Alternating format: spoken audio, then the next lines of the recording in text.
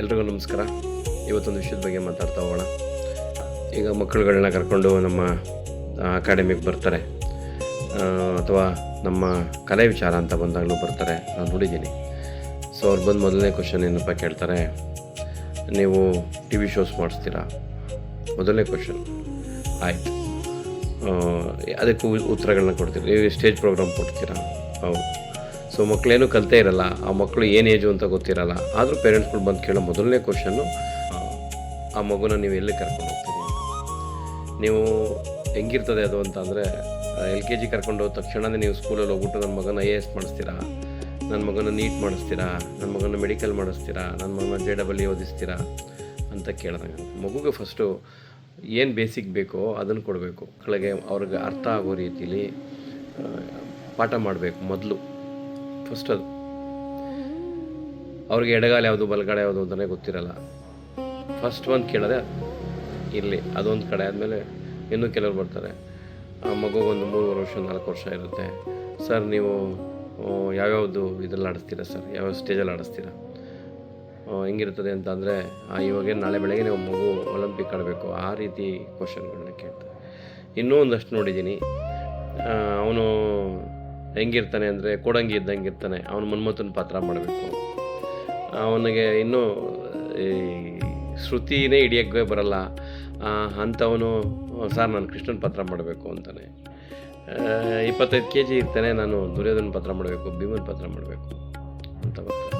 ಈ ರೀತಿನೆಲ್ಲ ನಾವು ದಿನ ಬೆಳಗ್ಗೆ ನೋಡ್ಕೊಂಡೇ ಬರ್ತೀವಿ. ಮೊದಲು ನಾವು ಪೇರೆಂಟ್ಸ್ ಆಗ್ಬೋದು ಅಥವಾ ನಾವು ಆಗ್ಬೋದು, ನಮ್ಗೆ ಏನು ಸೂಟ್ ಆಗುತ್ತೆ ಅಂತ ನೋಡಬೇಕು ಫಸ್ಟು. ಈಗ ನಾನು ಮಾಡ್ತಿದ್ದೀನಿ ಅಂತಂದರೆ ನನ್ನ ಹಾವಭಾವಕ್ಕೆ, ನನ್ನ ಕಂಠಕ್ಕೆ ಆ ಗುರುಗಳಿಗೆ ಗೊತ್ತಿರುತ್ತೆ, ಇವನ ಕೈಲಿ ಇದನ್ನು ಮಾಡಿಸ್ಬೇಕು, ಇವನ ಕೈಲಿ ಇದನ್ನು ಮಾಡಿಸ್ಬೇಕು. ಅದೇ ರೀತಿ ಡ್ಯಾನ್ಸು ಅಷ್ಟೇ.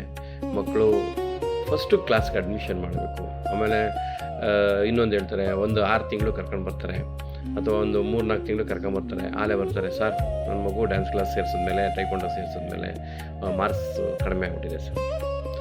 ನಿಮ್ಗೊಂದು ವಿಷಯ ತಿಳ್ಕೊಳ್ಳಿ, ನಿಮ್ಗೆ LKGಲಿ ABCD ಇರ್ತದೆ, ಮಕ್ಕಳು ABCD ಬರೀತಾ ಹೋಗ್ತವೆ. UKGಗೆ ಹೋದ್ಮೇಲೆ ರೈಮ್ಸು ಸ್ಟಾರ್ಟ್ ಮಾಡ್ತಾರೆ, ಅದನ್ನು ಬರೆಯೋಕ್ಕೂ ಸ್ಟಾರ್ಟ್ ಮಾಡ್ತಾರೆ, ಪದಗಳು ಸ್ಟಾರ್ಟ್ ಮಾಡ್ತಾರೆ, 1 2 3 ಸ್ಟಾರ್ಟ್ ಮಾಡ್ತಾರೆ. ನಿಮಗೆ ಫಸ್ಟ್ ಇಯರ್ ನಾವೇನು ಸ್ಕೂಲಿಂಗು ಅಂತ ಹೋಗ್ತೀವಿ, ಈಗ 1ನೇ ತರಗತಿ 2ನೇ ತರಗತಿ, ಪ್ರತಿ ಒಂದು ವರ್ಷಕ್ಕೂ ನೆಕ್ಸ್ಟ್ ವರ್ಷಕ್ಕೂ ಸಿಲೆಬಸ್ ಚೇಂಜ್ ಇರ್ತದೆ, ಟಫ್ ಆಗ್ತಾ ಹೋಗ್ತಾ ಇರ್ತದೆ. ನೀವು 1ನೇ ಕ್ಲಾಸಲ್ಲಿ 1 2 ಬರೆದ್ಬಿಟ್ಟು ಔಟ್ ಆಫ್ ಔಟ್ ತಗೊಂಡ್ಬಿಟ್ಟು 2ನೇ ಕ್ಲಾಸ್ಗೆ ಹೋಗ್ಬಿಟ್ಟು ತಿರ್ಗಿ ಅದನ್ನೇ ತಗೊಬೇಕು. 3ನೇ ಕ್ಲಾಸ್ಗೆ ಹೋದಾಗ ಅಥವಾ 10th ಹೋದಾಗ ಮಗು ಔಟ್ ಆಫ್ ಔಟ್ ತಗೋಬೇಕು ಅಂತ ಎಕ್ಸ್ಪೆಕ್ಟೇಷನ್ ಇಟ್ಕೊಳ್ಳಿ. ಅವತ್ತೊಂದು ತಲೆಯಲ್ಲಿ ಏನಿರುತ್ತೋ, ಆ ಮಗು ತಲೆಯಲ್ಲಿ ಏನಿರುತ್ತೆ ಅದನ್ನೇ ಮಾಡುತ್ತೆ ಅವತ್ತು. ಸೊ ಬರೆಯೋಕ್ಕೆ ಸಾಧ್ಯ ಆಗುತ್ತೆ. ಅಂದರೆ ಎಷ್ಟು ಜ್ಞಾನ ಇರುತ್ತೋ ಆ ಜ್ಞಾನದ ಮಟ್ಟಕ್ಕೆ ಮಾರ್ಕ್ಸ್ ಬರ್ತಾವೆ. ಅದೇ ಥರ ಆಮೇಲೆ ಇನ್ನೊಂದು, ನಮ್ಮ ಪೇರೆಂಟ್ ಬರ್ತಾರೆ, ಸರ್ ಮುಂದೆ ನಿಲ್ಲಿಸಿ ಸರ್, ಮ್ಯಾಮ್ ಮುಂದೆ ನಿಲ್ಲಿಸಿ ಸರ್. ಮುಂದೆ ಹಿಂದೆ ಅಂತ ಏನು ಬರಲ್ಲ, ನಾವು ಫಸ್ಟ್ ಕಲಿಬೇಕು.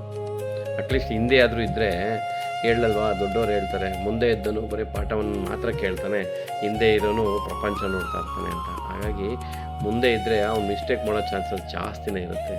ನಾವೇನು ಮಾಡ್ತೀವಿ, ಮಿಸ್ಟೇಕೇ ಮಾಡಲ್ಲ, ಮಗು ಚೆನ್ನಾಗಿ ಕಲ್ತಿದೆ ಅನ್ನೋ ಉದ್ದೇಶಕ್ಕೆ ನಿಲ್ಲಿಸಿರ್ತೀವಿ. ಅದನ್ನು ಯಾಕೆ ಅಂದರೆ ಆ ಮಗು ನೋಡ್ಕೊಂಡು ಹಿಂದೆ ಮಗು ಮಾಡಲಿ ಅಂತ. ಆ ಮಗು ಮುಂದೆ ಇರೋ ಮಗುನ ನೋಡ್ಕೊಂಡು ಮಾಡಿದಾಗ ಮುಂದೆ ಮಗು ಮಾಡ್ತಿತ್ತಲ್ಲ ಅದಕ್ಕಿಂತ ಹೆಚ್ಚಿನ ರೀತಿಯಲ್ಲಿ ಮಾಡ್ಬೋದು. ಯಾಕೆಂದರೆ ಏನು ಮಾಡ್ತಿರ್ತದೆ ನೋಡಿಕೊಂಡು ಇಂಪ್ರೂವೈಸೇಷನ್ ಮಾಡ್ಬೋದು. ಸೊ ಇದೂ ಇದೆ ನಮ್ಮ ಪೇರೆಂಟ್ಸ್ಗಳಲ್ಲಿ. ಸೊ ಏನು, ನಮ್ಮ ಮಗು ಎಕ್ಸಾಮ್ ಟೈಮ್ ಅಂತೂ ನೋಡಬೇಕು. 5 ಗಂಟೆಗೆ 4 ಗಂಟೆ 4:15 ಮನೆಗೆ ಬರುತ್ತೆ ಮಗು ಅಂತಂದರೆ, ಅದು ಬೀದಿ ಸುತ್ತುತ್ತಾ ಇರ್ತದೆ, ಸೈಕಲ್ ತುಳಿತಾ ಇರ್ತದೆ, ಕ್ಲಾಸಿಗೆ ಮಾತ್ರ ಕಳಿಸಲ್ಲ. 1 hour ಕ್ಲಾಸು, ಅದು 1 hour ಓದಲ್ಲ. ಅದು ಓದೋದೇ 7 ಗಂಟೆ ಮೇಲೆ. ಅದು ಏನು ನೀವು ಪೇರೆಂಟ್ಸು ಕೋಲ್ ಹಿಡ್ಕೊಂಡು ಕೂತ್ಕೊಂಡ್ಮೇಲೆ, ಅಷ್ಟರಲ್ಲಿ ಆಲೇ ಇವ್ರಿಗೆ ಮಗು ಓದ್ತಾ ಇಲ್ಲ, ಎಕ್ಸಾಮ್ ಬರೀತಾ ಇಲ್ಲ, ರಿಸಲ್ಟ್ ಬರಲ್ಲ, ಇವತ್ತು ಓದ್ಕೊಬಿಡ್ಬೇಕದು. ಇದನ್ನು ಬಿಡಿ. ಫಸ್ಟು ನೀವು ಮೊದಲು ಮಗುನ ಯಥಾವತ್ತಾಗಿ ಕ್ಲಾಸಿಗೆ ಕಲಿಸಿಸಿ.